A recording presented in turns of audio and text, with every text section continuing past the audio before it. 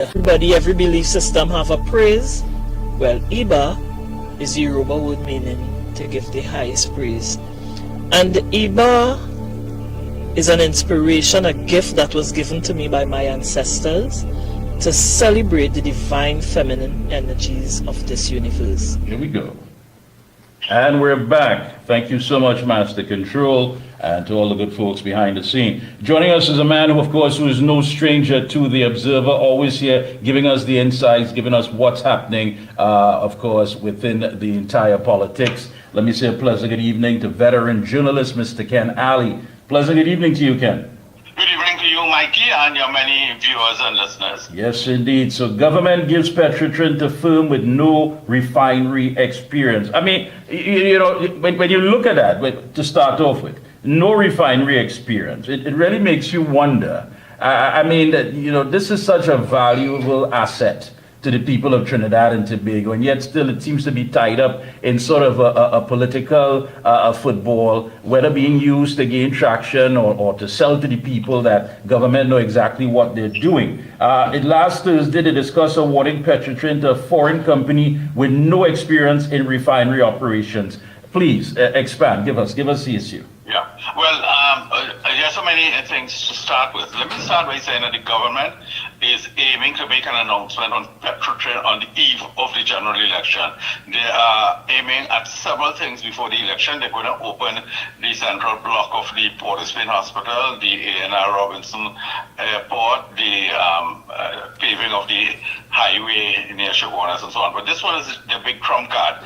This is, of course, the country's largest state enterprise, in which there are 22 operating plants, and the shutdown of Petrotrin in November 2018, Mikey and your viewers and listeners, had a tremendous impact on the economy of Trinidad and Tobago. Several fence line communities were literally shut down, several businesses, small and medium-sized businesses, almost 6,000 professionals lost their job with company, and the boss of the company told me about the impact on his business, and he had to send home workers and so on.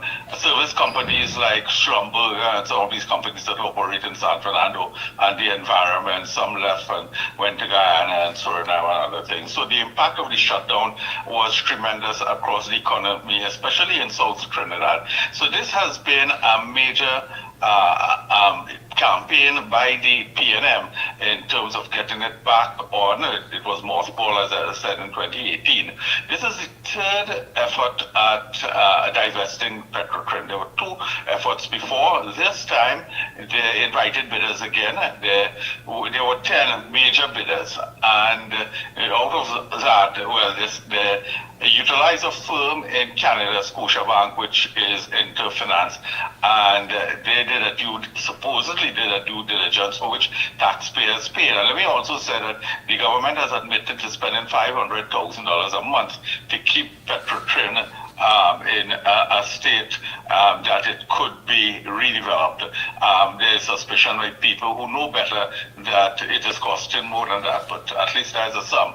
After the Scotiabank activity, they put it in the hands of a committee headed by a former permanent secretary, a large committee. And they would have looked at made recommendations with respect to three shortlisted companies. One is a Trinidad and Tobago-based consortium. There are three companies involved, and then another is one with American and Latin American interests, all of which has had experience in operating refineries. And that is important to say, in exploration, in downstream activities, and so on, but they also operated refineries. Oando PLC has never operated a refinery. It has been involved in much activities in crude oil and natural gas, and it has also been shrouded, and this needs to be said, in a lot of controversy and corruption. Senior directors have been suspended. The company itself was suspended from trading on two stock exchanges, the Nigerian Stock Exchange and the Johannesburg Stock Exchange. They're close to senior officials of the Nigerian government, and there are a lot of indications and examples of corruption, of double dealing, and so on, and they were suspended from the stock exchange exchanges because lack of oversight and a lot of activities pertaining to trading and so on.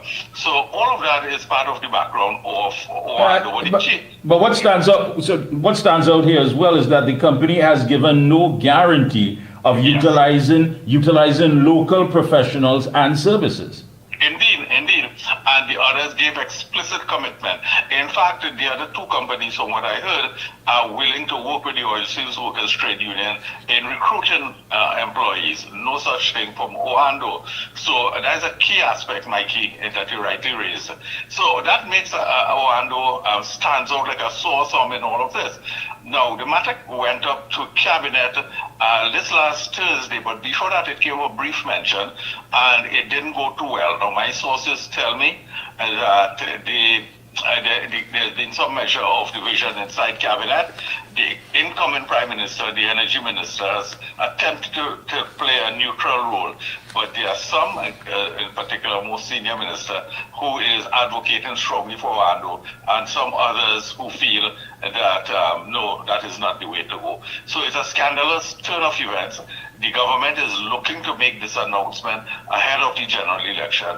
This is costing us a lot of money, and it has had a tremendous negative impact on the people. Now, this is the thing that comes across quite surprising. I mean, when you look at it, of course, and the devil is always in the fine print. I mean, you're talking about no local contractors, no subcontractors, no professionals. They're not willing to do that, but yet still government has highly considered them to give them this opportunity with the refinery. Again, can I have to ask, I mean, why is the government so confident that they can get away with these things? At some point in time, we the citizens must ask questions. At some point in time, we are going to find out that many of the people, professionals that we have here, will not be called upon to be a part of this enterprise.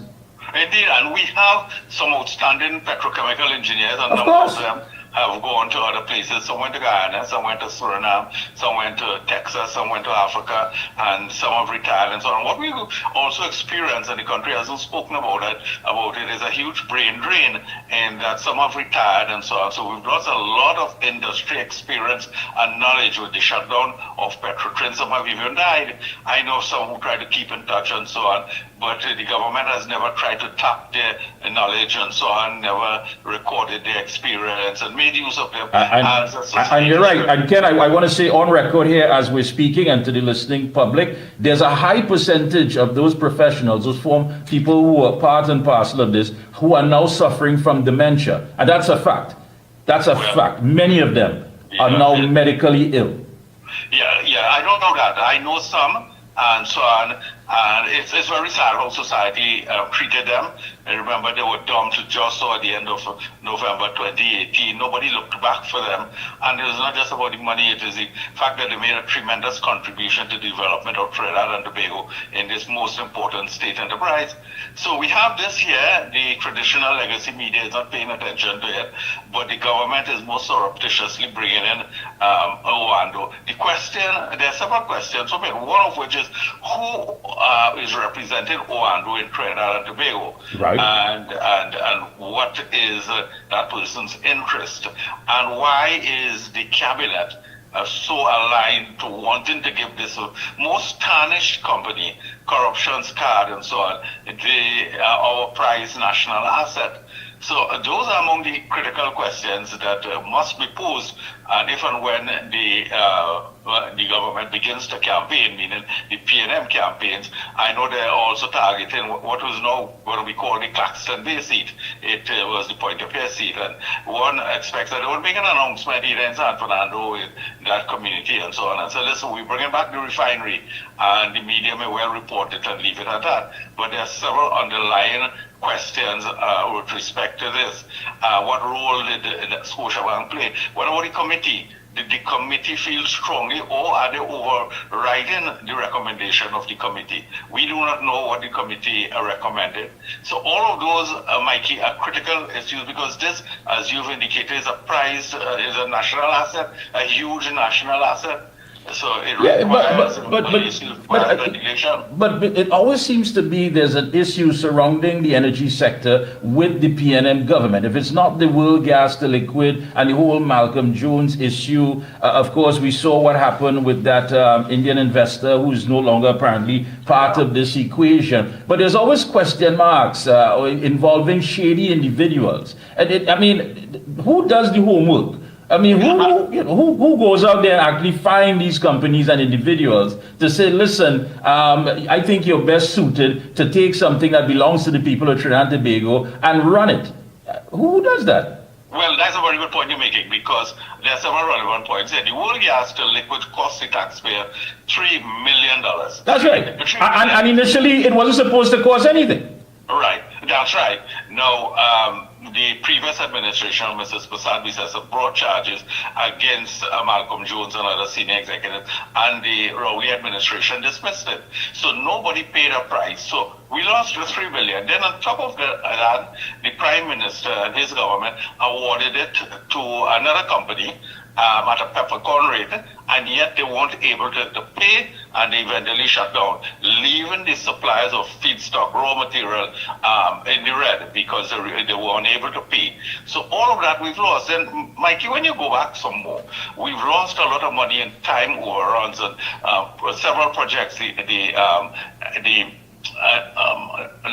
gas optimization project is one that had huge cost overrun. If you drive along the highway near Point of Pierre, you see a white elephant building, and that was the headquarters that was supposed to build. That cost us hundreds of millions of dollars, and that is the scrapyard now, and so on. And every single project has cost us more than they were scheduled to. All of that, and you're right, what are the oversight? Who has paid a price for that? And they've been fast to lose with respect to the public purse. Yeah, because prior to 2010, there were a lot of these scandals, a lot of them. Yeah, and when you look at it, Mr. Ali, the Nigerian and Johannesburg Stock Exchange that you mentioned suspended Oando for varying periods, ending last year for failure to present audited financial accounts. And senior officials have been accused of false disclosures, market abuses, misstatements in financial accounts, and the list goes on and on. This has to be a slap in the face to Ansel Roger and the OWTU, who have not even been shortlisted or even highly considered with their proposal. You're right, and their partner was one as a company that had interest in refinery. They had refinery experience, and I am aware that their last bid had guarantees, because it will take about $1 billion to crank up everything. Maybe a little less than that, but OWTU came up with guarantees, because the previous time, core members said that they didn't have guarantees of funding and so on, and that is an important thing. And this time, OWTU, through the subsidiary, what they call Patriotic, they came up with that, and they were just tossed aside. So, I'll tell you, I want to go back a little bit to the 1970s, the early 1970s, when there was Texaco that's in place. Texaco, which is a foreign multinational, of course. Right. And George Weeks, who was then leader of the OWTU, led a campaign that went for a long time.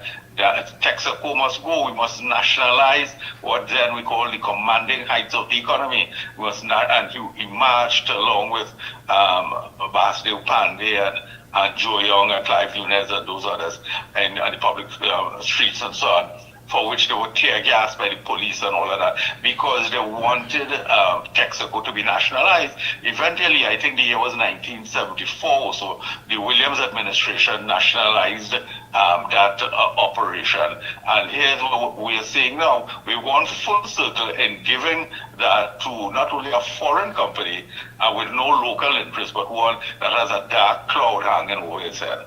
Yeah, now, Oando previously secured, based on what you're reading here, 2 loans from the African Export-Import Bank, that's the African Bank, to finance ventures in Nigeria. Now, this same bank was launched in the Caribbean in August of 2023, but is not active in this country because Prime Minister Rowley declined to issue a license. The government said no. He said the bank wants its employees to earn tax-free salaries. And he says he don't know why the bank is taking that position. Of course, he was challenged by the Black Caucus. Many people are asking, what was wrong with the bank? Why couldn't the bank operate here in Trinidad and Tobago? Is there a direct link or indirect link as to why maybe, of course, it was for whatever reason based on this new deal with Oando? Well, it is highly suspicious why the government declined to allow Afrexim Bank to open here.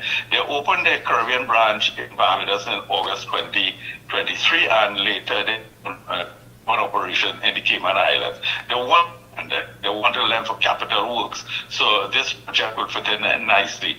And they may have requested, listen, we want to actually pay for people, but that's something you could negotiate. Yeah, of course. You could sit around the table and say, all right, let's do something, and so on. Now, David Mohammed of the Black Caucus movement deserves to be credited here because he came out and spoke about this, because the Afrexim Bank wanted to help Caribbean people, and they see the Caribbean as another African diaspora, and they wanted to help people set up business, expand business, and so on.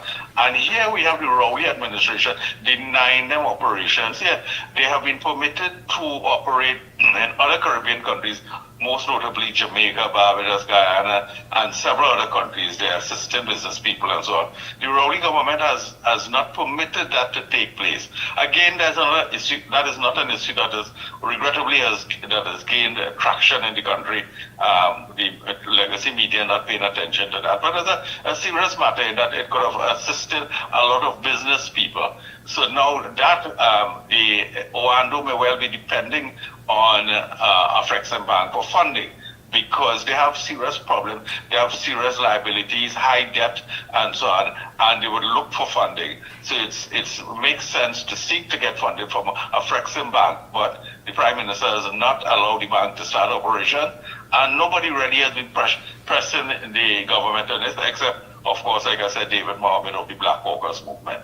Now, looking on you as a veteran journalist, I mean, what stands out here when you look at the activities that are taking place and the media is just simply not weighing in on so many of these things? I mean, you are telling us that the campaign is going to be based on the fact that they are going to deliver the highway, they're going to deliver this new company on Petrotrin and other things as well. But after all that has taken place, is that going to be the highlight of it? I mean, are we ever going to get into the facts of the matter? The key thing here is that there is no oversight and there is no transparency with respect to this.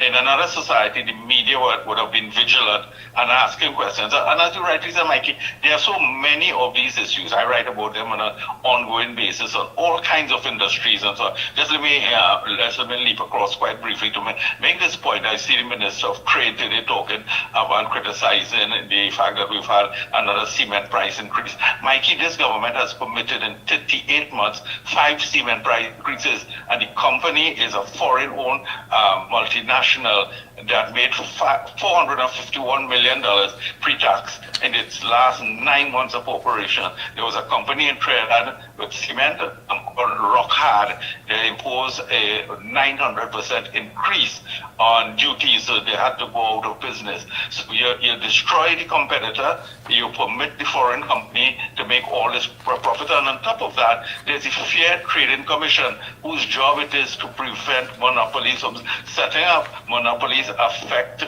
the consumer because you have no options in terms of purchase. So you have cement prices going up. Now there's yet another matter, and I'm tying that into this to say also that the media has not paid attention to these issues. There are so many of them taking place, Mikey. Now, I know you touched on the missing ammunition, over 25,000 rounds of ammunition that went missing on the 7th of February. Expand on it if you can. Yeah, well, let me go back to the SSA, the Strategic Services Agency, which the Prime Minister stood up in Parliament and said so many rounds of ammunition went missing, and he set up a commission. Now, this is legally purchased. He set up a committee to investigate. Now, you have here 25,753 rounds of high-quality ammunition going missing from the regiment bunker, and the government has not indicated a public inquiry into this. Now, the regiment, the documents I printed, the regiment has launched its own investigation. But Mikey, all of this ties into the fact that guns and arms and ammunition are coming in freely through these borders in South, these porous borders, Erin and Icarcus and Sirius and all of these things. And no effort has been made to plug that. The Americans have told us repeatedly that high-powered guns are coming here. We don't have a gun factory. We don't make any guns. And look how armed the gangsters are. And that also ties in, Mikey, to this Venezuelan gang that you and I have spoken about called Tren de Aragua, which has been operating in Trinidad. Now, when President Trump came in, they kicked out some of the leaders who were also in the Bronx and in Colorado and some other places and so on. They come in here routinely to pirogues from Venezuela and commit crimes and they leave. So yet another issue, Mikey. There's no end of these issues, but this investigation is taking place. We may never know the result of all of it. Yeah. We just never know. Final thing on the issue. Well, we see that Mr. Imbert has gotten the nod, so he's in. Does that surprise you? To an extent, but you know what I find highly ironic, paradoxical, Mikey? These people jumping up and dancing with him, that may be the last time they see him, because he is the man who has facilitated the rich getting richer. Apart from only litigation he has lost and cost the taxpayer under his watch, and we've spoken about this before, the rich has gotten richer and so on. He has permitted that, and I see the ordinary PNM people jumping up on the street and celebrating with him, not knowing that he's part of the problem. He is the reason why they're seeing hell, and things have gotten worse under his watch. I was surprised because I have been told by reliable sources that Stuart Young, the incumbent Prime Minister, wasn't so keen, and he wanted to have his own team and so on, but maybe they relented and allowed him. Now, he's the last person who was part of Patrick Manning's team from 1991, who is be going back to the polls. The Prime Minister is not going back, and Fitzgerald Hines isn't. So, yes, the short answer to your question is I'm a little bit surprised that they've chosen to go with him again. Yeah, he always seems to know how to, his political survival. He seems to know how to maneuver and get the situation going. Any closing comments? Go right ahead. Just let me speak briefly on another matter. The Prime Minister is in Barbados. What he says is his last meeting with CARICOM and so on. They're talking about food production and so on. Mikey, in Trinidad, food production has decreased. The CARICOM came up with a plan to improve food production by 25% by the year 2025, which is this year. In Trinidad and Tobago, researching the statistics show that production has declined. More than that, you remember a few months ago, the government set up a committee to deal with food prices. Food prices have gone up by 65%, food staples like rice and so on, since 2016. And that's the last we heard of the committee. We never heard anything about the committee again. So, and he's gone now to Barbados, talking about dealing with food prices. And I'm sure when he comes back, he'll hold a press conference and say, we're dealing with this and dealing with that. And not a thing has been done. Food production has declined in Trinidad. Food prices have gone up. Yeah, but I think we're talking about yam as well. There's a whole there's a whole media blitz on the yam and the farming, and it's different. And I don't know what the campaign is going to be about. I want to thank you so much again for taking time out to link with us. It's always a pleasure to have you on. And of course, when you come, you bring the information that is needed. And really and truly, I hope that the electorate is looking on and understanding how important it is when that decision day comes to make sure that we do better in this country. Thank you so much. Thank you for having me. It was a tremendous pleasure. Thank you so much. Thank you so much. Folks, we're going to take a short break. When we come back, we talk to the political leader of the Progressive Empowerment Party, Philip Edward Alexander, right here on The Observer. We'll be right back. For all top quality and affordable hardware supplies, no one beats Mitlin Hardware, located number 97 Eastern Main Road, Arouca. Mitlin stocks the #1 brands in hand tools, garden tools, water tanks, power washers, generators, water pumps, kitchen and bathroom faucets, along with face basins and toilet sets, blocks, lumber, steel, sand, gravel and topsoil. Also check out Mitlin for steel windows and assorted designs of metal curtain rods. Everything for home and business projects. Payments via links, credit cards, online payments, or cash on delivery. WhatsApp 327-7761 or call 646-2144. Open every day from 8 a.m. From foundation to finish, it's all at Mitlin. When you say TNT's construction boss, then there's only one company, Lacroix Construction Services Limited, specializing in general construction, industrial maintenance, manpower resources, transportation and lifting, and equipment rental, excavators, bulldozers, dump trucks, lighting systems, and everything for your project. We have affordable prices. Call now 267-0000 or 431-0012. Lacroix Construction Services Limited, TNT's construction boss.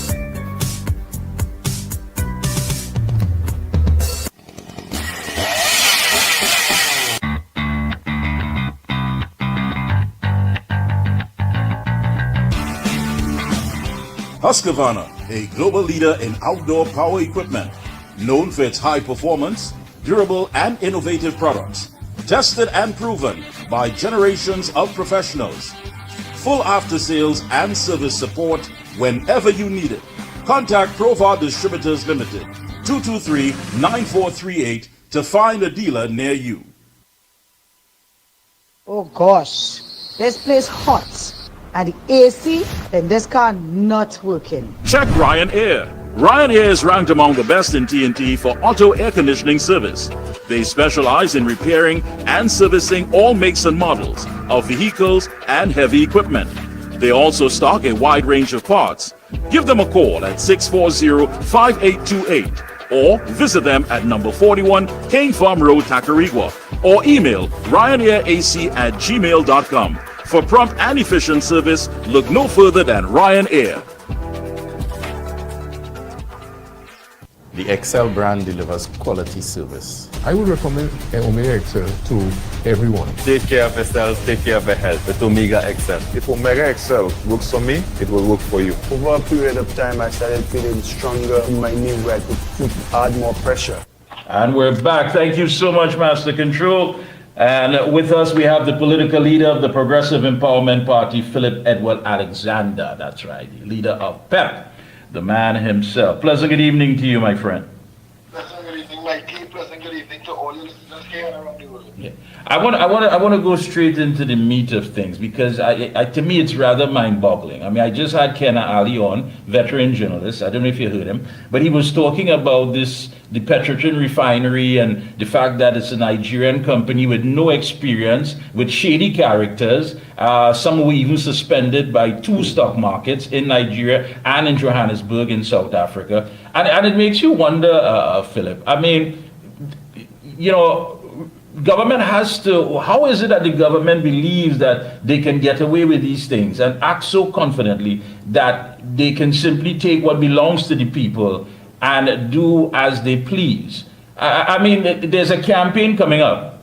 The electorate has to be smart enough to read between the lines, to read the fine print, but yet still think about it. You know, here it is, the middle class has been wiped out. I'm trying to keep my head above water. I'm doing the best that I can. It was a 2-car family. We're down to 1, maybe we're down to none, as the case may be. But yet still somebody is telling me that race is the issue, race is the focus, and that's how I have to go to the polls and make that major decision. Just how dangerous is that propaganda machine? Mikey, there's so much to pack in what you just said. I want to begin with, are they smart enough? It's not about smart, you know.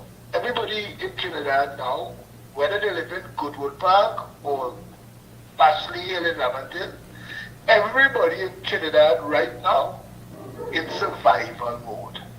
Everybody just trying to get through the day. What you just said, there are big businessmen in this country weeping in the back manager office trying to find a way out from what was a prospering business 10 years ago is in so much debt. They're losing everything. They're losing the house. They have to bring back the children from school abroad. And that's speaking to the middle class and the upper middle class, to the very poor. Life is about making decisions about who gets to eat more now, or if to commit a crime and take a chance. This Keith Rowley government, I don't even want to call it a PNM government. The first thing this gang, Harry Mark, Keith Rowley and the bunch, Faris, Rohan, the first thing they did was successfully seized control of the PNM. Because this is not the PNM. And the Afro-Trinbagonians still watching what Keith Rowley and them doing punch drunk, but I don't think they can react to Keith Rowley yet because Keith's still black. I fear for the nation when they react to Stuart Young, because it's a horse of a different color, no pun intended. So you're talking about the propaganda machine. Let's move away from the propaganda for a minute. There is no oversight in this country. There are no systems of governance, nothing. Everything is corrupted. This is the government that passed the procurement legislation and corrupted it to legitimize government corruption. I had an interview with British media this Sunday, and it was supposed to be a 10-minute interview, and we went on for about 2 hours. And all they were saying, it was like a panel of them, and all they were saying is 2 words over and over: wow, insane. Wow, insane. And Trinidadians, for all the internet and the World Wide Web and all of the information that they have in their hand, are not accessing the rest of the world to see how the rest of the world works. How power is restrained by people power. In Trinidad, there's no people power. And that is why Colin Edward was able to laugh at us.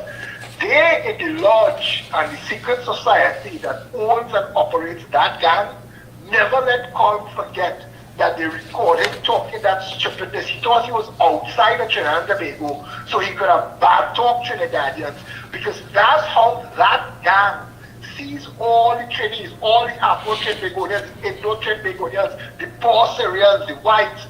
That's how they see them. If you're not in their gang, you're a joke. They could laugh at you because they've manipulated the situation. They've put their people in all of the positions to legitimize their criminal wrongdoing. And the Privy Council just held up a mirror to us. When that female member of the Privy Council had Douglas Mendes stammering, when she asked him a simple question: how is it possible that an oversight agency into a government ministry is brought before us for an investigation, but the minister who she raised the fundamental questions on is not being investigated? Now, stick a pin there for them. No, I do, and that's the thing about it. Do people understand what it is that you just said? I was astonished. No, let's be... Did you see her? Did you see how she spoke? Yeah, but listen, let's look at it. We're talking about 5 law lords here, 5. And you're making reference to Lady Simler. That's who you're talking about. Lady Simler, yes, it was. Lady Simler made it quite clear. And listen to this.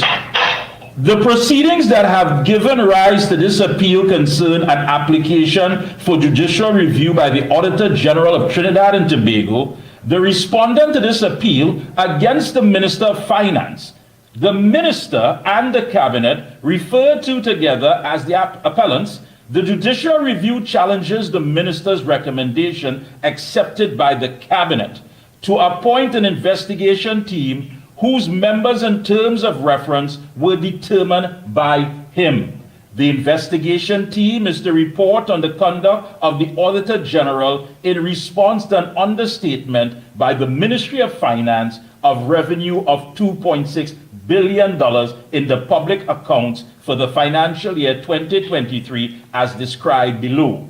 The respondent contends that the minister's decisions are tainted by bias and breach the constitutional protection for the Auditor General in sections 116 and 136 of the Constitution. then the front page of a daily newspaper would say, this man got the nod and people are cheering. Where are we living? Mikey, when she said those words, I mean, I watched the cross-examination. She was asking bread and butter questions to a senior counsel who was stammering. That is his legacy, you know. No matter what he ever does again in life or what he did before, and she knows. She knew when she was asking him those questions. She knew that he knew that there were clips all around him, but he was trying to hold her and them by the hands and lead them to where the PNM, the respondent, wanted them to be. And they, the lords, were having none of it. And she said to them, because I want you to understand, when she said that, British people have a way of speaking that makes the conversation definitive and requires no further input from you.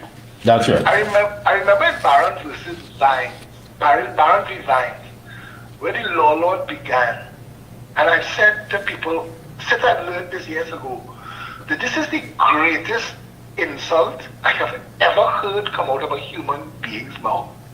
When he said, it is far too obvious to need stating. That means you should already know this. And the fact that I have to point it out to you is embarrassing to us both. Trinidad needs to understand how we look to the world. We're a joke to the world. Do you think Jamaica don't see the irony in Jamaica washing Venezuelan oil for Trinidad? Do you think Jamaica not laughing at us? Do you think Guyana don't know in their cabinet and in their parliament and in their bars and in their rum shop and their roti shop? You think they don't know that that's in Trinidad that laugh at we for 60 years?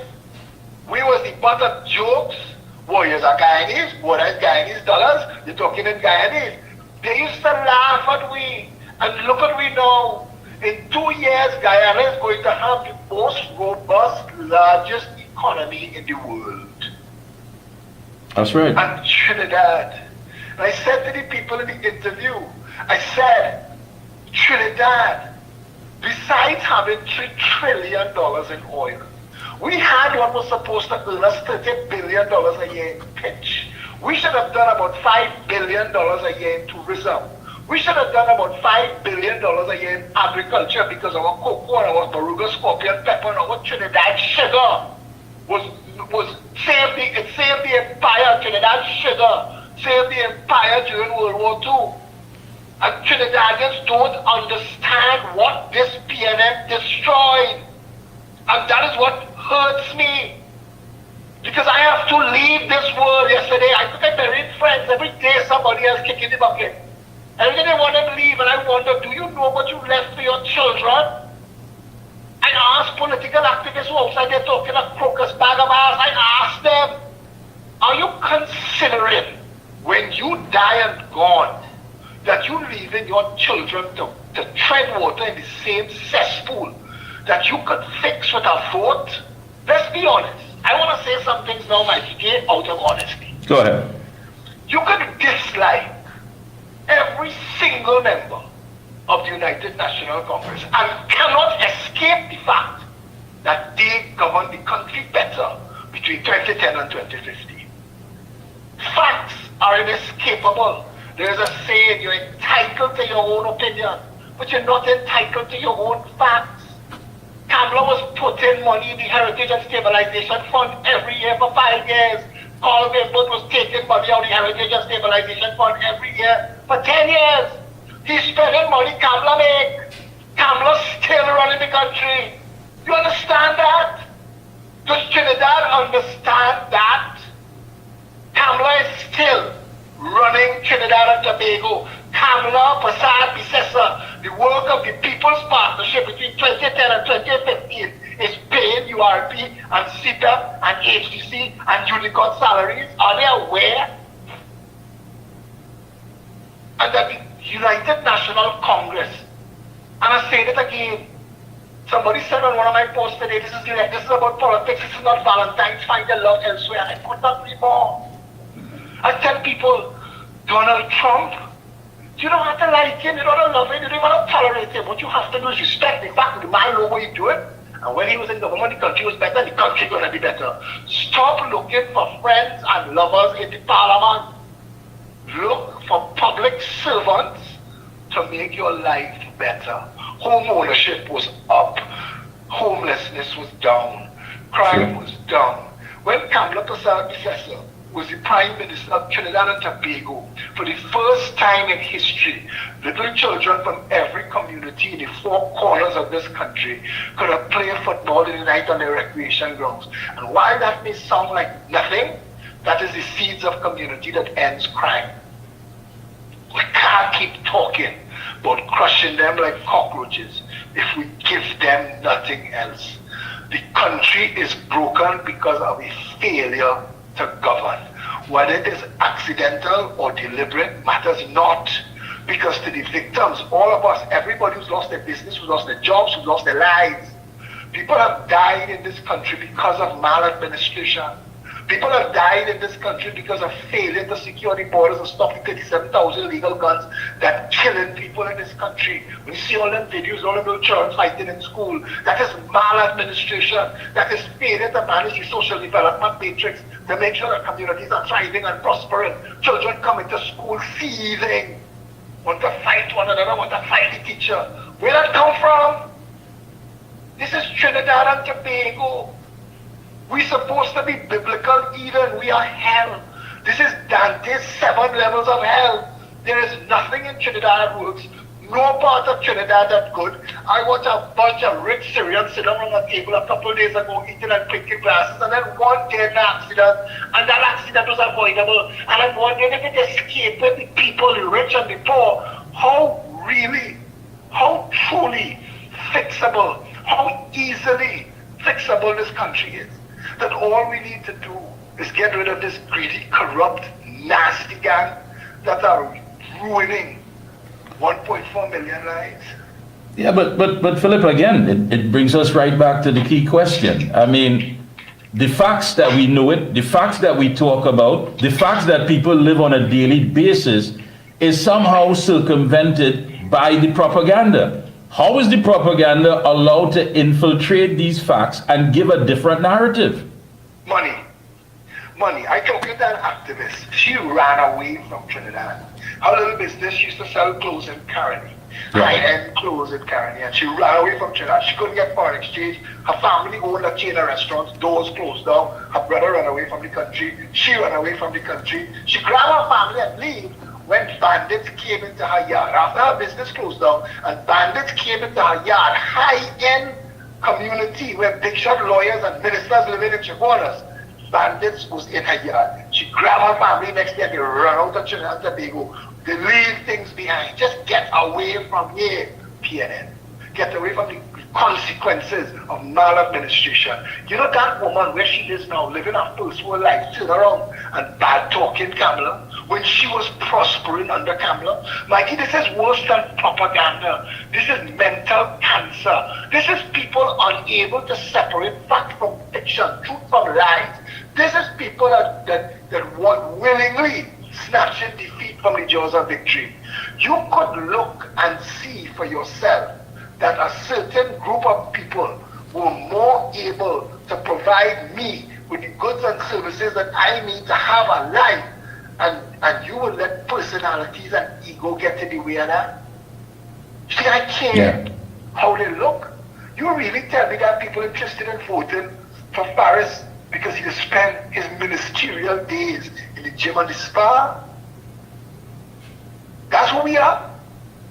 That's who we are. There's another one, he dying. He's activist, he dying, he know he dying. He on his way out.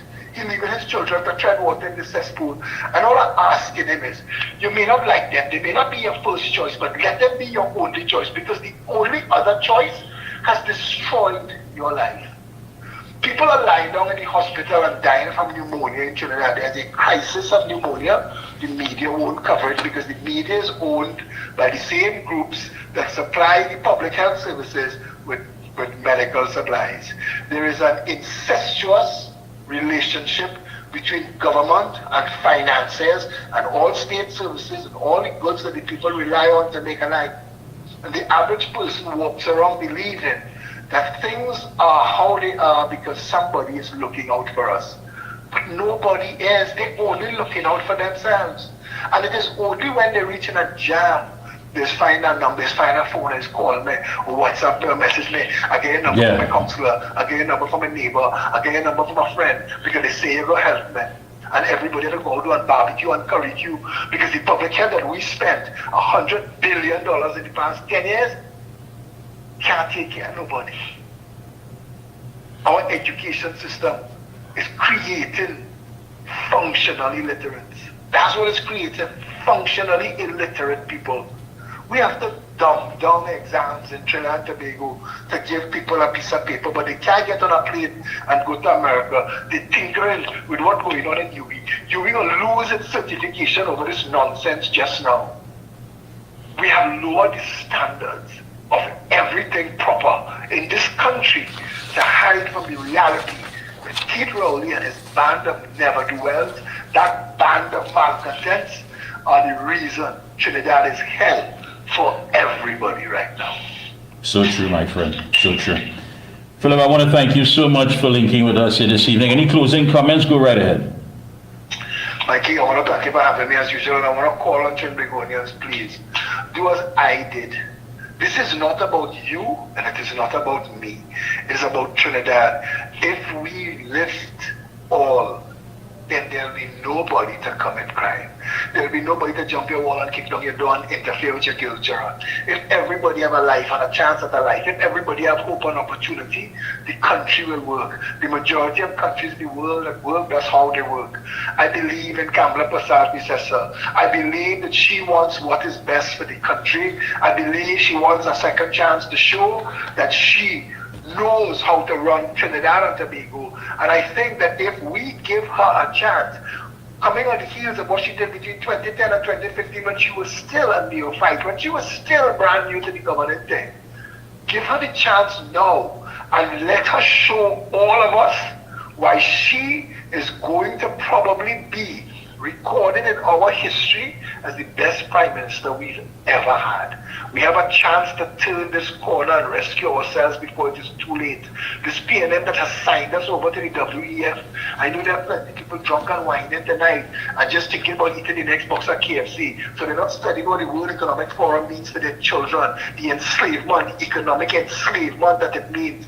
But I need them to dig deep and to find out. The World Health Organization has been given authority over Trinidad and Tobago law enforcement that they can land here with their own army and their own soldiers and hold on to Trinbagonians and inject them with whatever they want to inject you with, because I knew Fauci says so. I want to tell Trinidad and Tobago, Keith Rowley has sold us, and we need to rescue ourselves. We need to put a government in office that is willing to partner with strong in the world to rid ourselves of all of these demons hanging over us. And the only person that commands the numbers to do that is Kamala Prasad. Thank you so much again, Philip. Keep up the good work. We'll be checking in with you periodically. All the best, my friend. Yeah, folks, and don't forget, folks, our bodies are under stress from environmental toxins to work stress to poor food choices and low nutrients in the food we eat. Our bodies are under a lot of stress, and all of these can lead to high inflammation levels. Excessive inflammation can lead to a large number of health problems that cause pain and damage to the body. What do? Pick up the Omega XL. The omega-3 fatty acids help the body reduce inflammation, and Omega XL provides the health benefits of many fatty acids. It is one of the most powerful all-natural anti-inflammatory supplement on the market today. Yeah, it really makes you wonder. I mean, we've been through facts and facts and facts, but you know, how is it that these things are being done with so much confidence? And the fact that people believe that we as the electorate are not going to read between the lines. You know, I read to you what Lady Simla, who was one of the 5 law lords that dealt with the Jawanti Ramdas responded to the Ministry of Finance. And, think about it. Put it in perspective. Someone does something that has deprived many of us of opportunity. We're talking about $2.6 billion cannot be accounted for. $2.6 billion that have many people in this country, when you fall ill, cannot be warded. You have to sit on a bench, lay on a bench, stay on a chair until you get medical attention. $2.6 billion. Children who cannot compete on the global market. And according to the Prime Minister, many fell through the cracks at the heights of the pandemic. $2.6 billion that would have you stuck in traffic, going to work and coming home on a daily basis. $2.6 billion.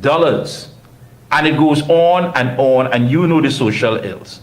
And yet still, when this person is given the nod, people are there cheering them on, yay, and all of that. What are they campaigning on? I'll take your calls as soon as we come back. We're going to take a very, very short break. Of course, you can send your WhatsApp calls via 494-0938, 494-0938, and I'll give you the next number. We'll be right back. Chronic inflammation is important for so many conditions that occur. I had a lot of pain 4 years ago. I used to have pain in my knees and my hip. Taking it for arthritis. Omega XL saved my life. Then I started to realize, but hey, I could use my hands, I don't have any pain. All in all, I am pleased to say that the Omega XL has worked. We are back. Thank you. So 2259738. We're going to take your call. What are they going to campaign on? You know it. 65% increase in food prices. Opportunities that not exist for the young people, and the list goes on and on and on. And then, of course, the race card that is being played. Why does this PNM, this Rowley PNM government, well, Rowley/young PNM government, believe that they can get away with many of the things that are taking place in this country? And that we, the electorate, have to be some of the most, are we considered some of the most dumbest people? Well, let's see. Hello, good evening. Hello? Yes, good night, Mikey. Hey, what's happening? You're on. Go ahead, Mr. Tuna Puna. Right now, let me tell you something. This country is in a real mess. Mikey, could you imagine a man who has officiated over the destruction of this country and its economy? Well, not one man, but 2 of them, but more so, the Minister of Finance. And you could tell me that people rejoiced when this man was nominated to be the candidate to represent Diego Martin. These people have to be mad when he insults you and laugh at you and tell you, I raise gas 1, 2, 3, 4 times, and all the riot, and all kind of dotishness. But what is even frightening, Mikey, is that one of our main concerns that we have in this country is the question of crime. Because if you're safe, you can enjoy nothing. That's right. And you watching and see what is happening. Bullets missing from the army, prisoners escaping, keys from the prison missing, the police commissioner is being investigated, and then there is another case against where the police commissioner, High Court Judge Sipasad, say that the whole question of promotion and all this kind of thing is a friend. It's a kind of friend thing, something taking place. How could we? Then again, you're hearing that. I listen to the commissioner of police right now, and he said that we have 900 and something body cam, and whereas we have an order for 30,000. Well, he didn't say that, but that was previously mentioned. Right. That is awaiting shipment to Trinidad and Tobago, and the person, the agent who is responsible for bringing in that, have not gotten the money to pay for that to come in here, and hopefully by May month or thereabout. We have a serious issue with crime. We realize police taking advantage of people, doing all kinds of things. And one of the ways to ensure, because people taking action against the police the police through the police complaints authority. And now you have a further thing where you want to decrease the salaries of the police complaints authority, David West, and these fellas and them. But I will tell David West and them fellas and them, I don't sorry for you. Because one time you do the nasty work for the PNM, and then when they ask you to comply and you think it will throw you under the bus. Because David West and them, who together with Nelson and them fellas and them, who trump up charges against Rana and Ram Logan, you understand? And have him under investigation or what, and nothing seems to be coming out of it. It's just to have that cloud over his head. You understand? So when you can't do the dirty work for them, the PNM, just that Imbert and the Attorney General and the public servants who are doing this and doing that, and you cannot account for $3.something billion to the Auditor General and saying it's a malfunction. Mikey, let me tell you something, brother. They be in a rare crisis, you know. And unless the people come to the realization, hey, as Philip was just saying, there's only one solution. We have to get rid of the PNM by any means necessary. And I'm saying by any means necessary. Because here was, we cannot take it because the people who are supposed to investigate them, which is the police and the judiciary and everything, together with the DPP and the Chief Justice, everybody, all of them is PNM. And nobody's investigating them. So where are we going? Where are we going? Thank you so much. The only solution we have is when the election comes. Thank you so much, my friend. Thank you. Yeah, that's the only thing we have, my friend. You are correct. You are correct. Make the right choice. What is the right choice? And that's what you have to look at. Yeah, Pleasant, good evening. Go ahead. I could hardly... Go ahead, Kola. Go ahead. With this corrupted company that they want to give this refinery to, what he didn't say, these people have no experience at all in running a refinery. That's right. Whereas the other consortium is well equipped and they run several refineries and there's no corruption hanging over their heads. But not only that, my friend, many of the characters there have been suspended from trading and what have you. Yeah, well, that's what that is, that a lot of corruption hanging over their heads, and you know what happens in Nigeria, that's the home of corruption. And, you know, there are genuine consortium of companies that want to run this refinery. And, you know, apparently, the powers that be want us to go with this Nigerian company, which will be a disaster. Yeah, but let me ask you this, why are they so confident that they believe they can get away with that? But they've gotten away with everything already. So, I mean, this is just another one. Yeah, but at some point in time, if the media falls short, we, the electorate, have to ask the questions. I mean, this is something that is an asset to the people of Trinidad and Tobago. And you just can't put it in the hands of anyone, you know, where we have to ask the question, are they experienced? Are they above board? Yeah, Mikey, we can ask questions. Who you asking and who will answer? They just do what they want because they've been allowed to do it for so many years. And they will just continue. Wow. Thank you so much, my friend. Wow. I can't understand how it is that people can be so confident that they can get away. I'll take one more call before we make our way out of here. I cannot believe that you know, that people believe that they can get away with this. I mean, this is, what you heard this evening is mind-boggling. It belongs to the people of Trinidad and Tobago. And you're putting it in the hands of questionable people, characters who have been barred from trading, a company that has no experience whatsoever. And you know, and you have the fact that they are letting you know that the locals, the people here, the professionals, our people who went to school, who worked at Petrotrin, will not be given an opportunity to work with this new entity. And as I told you, many of those former workers at Petrotrin are suffering from dementia. That's a fact. You can go to the clinic at the San Fernando General Hospital on any given day, and you will find many of them there, them and their relatives, waiting for medical assistance. That's a fact. They're our people. Why does this government believe that they can get away with this? And why are they labeling us as fools? That we can't think for ourselves? That we don't know right from wrong? And what example do they set? Now think about it. You have a problem with the little boy who walking around with the pants hanging down his waist and he have a gun and but there are worse out there. $2.6 billion cannot be accounted for. We the people have been deprived of that, of delivery and of services. Well, that brings us to the end of our program this evening. We'll be back tomorrow, God willing, right here on Guile TV, realmediatt.com. Workers' Rights, I believe, we're streaming on as well. Wherever you're getting us, please share it as the program grows from strength to strength. We're coming into our 3rd year. That's right, 3 years, The Observer, 3 years. And of course, I always tell you that, action is going to kick in, but action is now. And action begins with us. And it begins with you being conscious enough to understand what you want and what you want for the next generation. We have a responsibility. These things belong to us.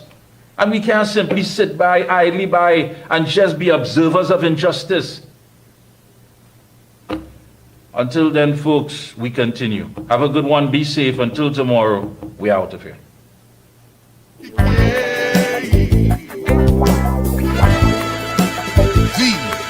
Observer.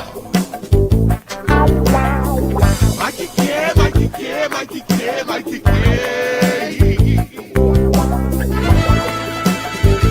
The Observer. Million Laughs Production presents a 10-year anniversary celebration like no other. It's Million Laughs Monday. Monday, February 17th. Queen's Hall will come alive with laughter, fun, and